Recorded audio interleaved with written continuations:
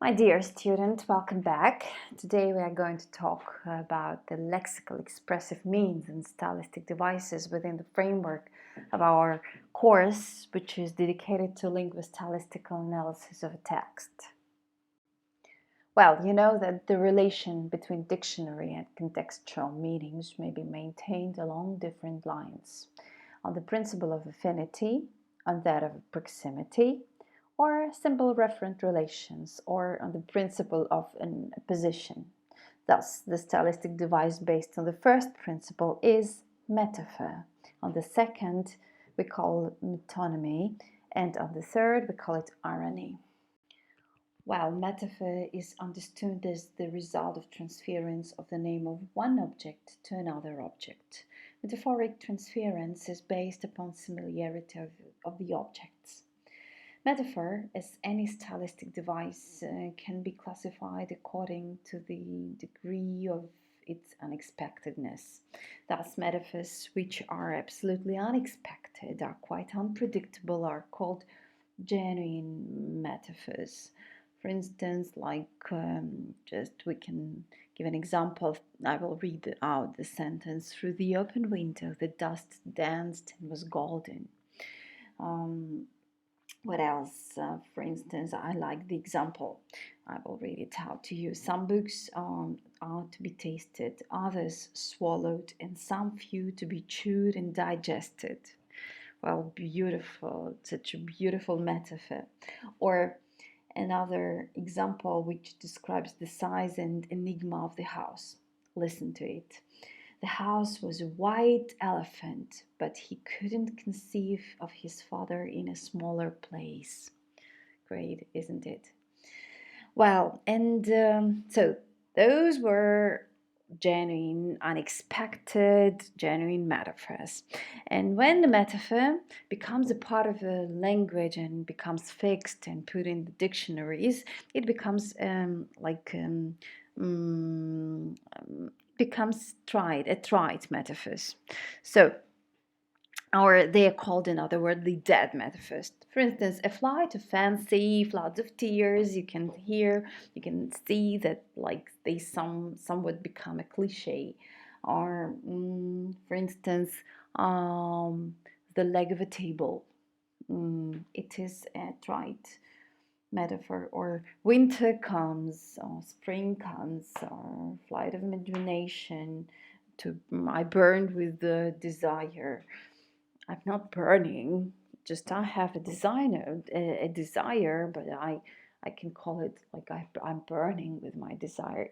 It has become somewhat cliche, so such metaphor has been given the name as a trite or a dead metaphor. Metonymy is transference of a name of one object to another object. Metonymy, unlike metaphor, uses figurative expressions that are closely associated with the subject in terms of a place, time, and background.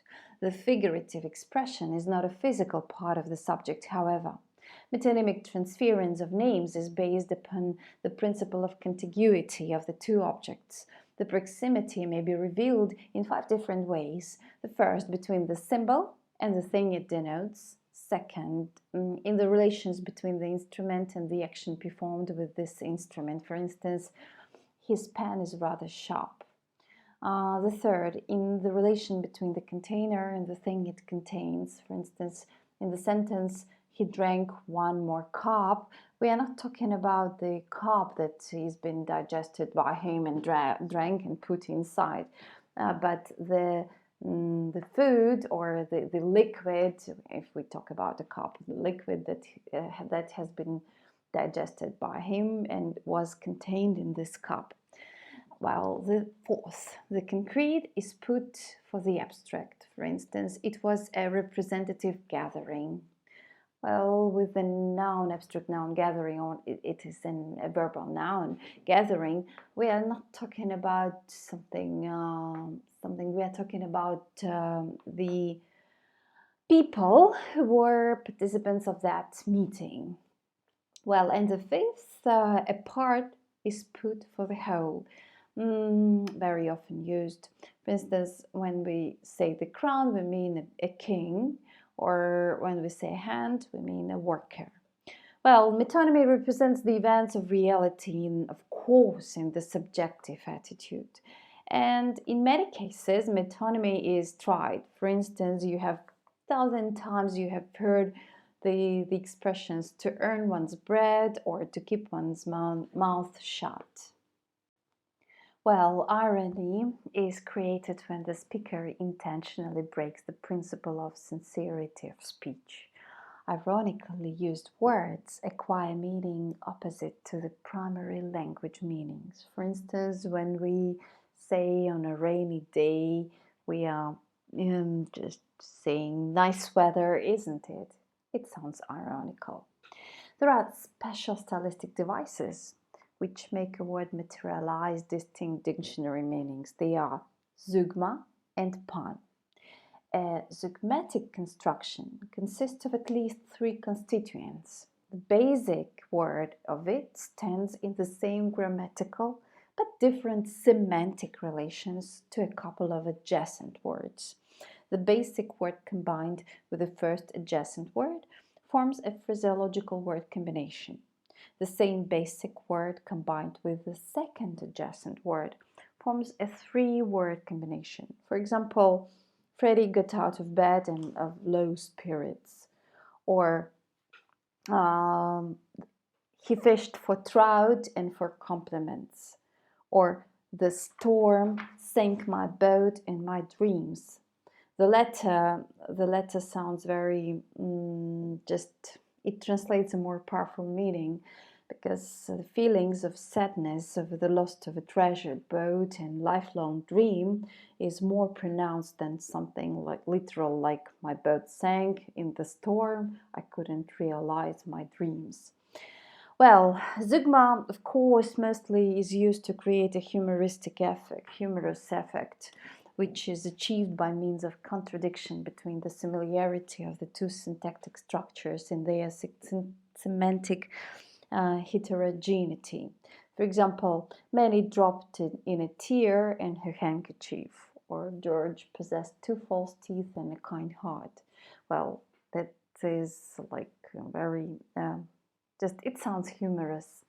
The principle of semantic incompatibility of language units realized in Zeugma is also realized in pun.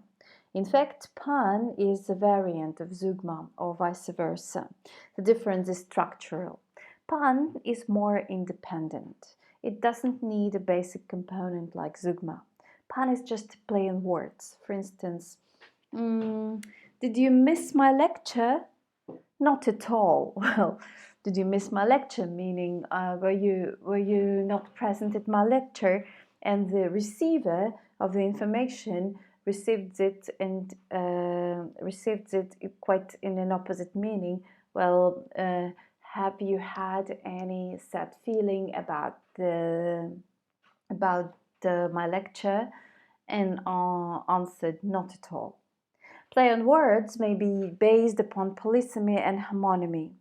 For instance, I would read you 2 examples of play on words. The first one, visitor to a little boy. Is your mother engaged? And the boy answers, engaged? She's already married. In the second example, a young lady weeping softly into her mother's lap. My husband has just cannot bear children. And the answer of your mother, he needn't bear children, my dear. You shouldn't expect too much of your husband. It sounds very, very humorous. Epithets are such attributes which describe object expressively. Epithets may be classified on the basis of their semantic and structural properties. Epithets are based on the interplay of emotive and logical meaning of an attributive word, phrase, or even a sentence, used to characterize an object and pointing out to the reader some of the properties or features of the object, with the aim of giving an individual perception and evaluation of these features or properties. They are classified from the point of view of their compositional structure, They are divided into 4 types. The first one is simple epithets. They are adjectives, nouns, and participles. For example, he looked at them in an animal panic. Animal panic. The second type is a compound epithet, for instance, an apple-faced man. So the epithet apple-faced consists of two attributes, apple-faced. The third, sentence and phrase epithets. For instance, it is his do-it-yourself attitude. It is extremely widespread type of epithet in English-speaking world. And the fourth, reversed epithets, composed of 2 nouns linked by an off phrase. For instance, a shadow of a smile. Oxymoron is a combination of 2 words in which the meaning is opposite in sense. As a result, the object under description obtains characteristics contrary to its nature. For instance, hot snow, loving hate, horribly beautiful, speak in silence, cold fire, living death, etc. The main structural pattern of oxymoron is adjective plus noun, like in hot snow. The second productive modal is adverb plus adjective, for instance, pleasantly ugly. Predicative relations are also possible, like in the sentence, Sophia's beauty is horrible. If the primary meaning of qualifying word changes, the stylistic effect of oxymoron is lost. The oxymoron is closely related to antithesis and paradox. Paradox is a figure of speech in which a statement appears to be self-contradictory, but contains something of a truth. For instance, cowards die many times before their death. Paradoxically speaking, language study can be fun. Paradox is used for emphasis or stylistic effect. Antonomasia.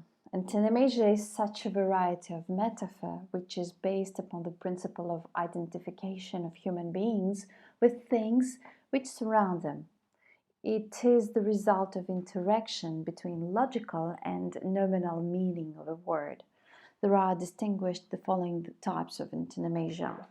The first, when the proper name of a person who is famous for some reasons is put for a person having the same feature. For instance, her husband is an Othello. And the second, a common noun is used instead of a proper name. For instance, I agree with you, Mr. Logic, my dear Simplicity, or Mr. Right. These are examples of antonomasia. Well, my dear student, here is the list of questions you should answer after listening to our lecture. So here is the questions. I will read them out to you. Speak about the peculiarities of metaphor. Give the definition of metonymy and characterize its variants. Dwell upon the difference between zeugma and pun. Give the definition of irony and characterize its peculiarities. Speak about the epithets and their classification. Compare oxymoron and paradox. And dwell upon the peculiarities of antonomasia and irony. Well, thank you for your attention. This was the first part of our lecture. The second will be soon. I'm hopeful that everything is clear to you. If not, please contact me and I will clarify everything. Okay, see you soon. Bye.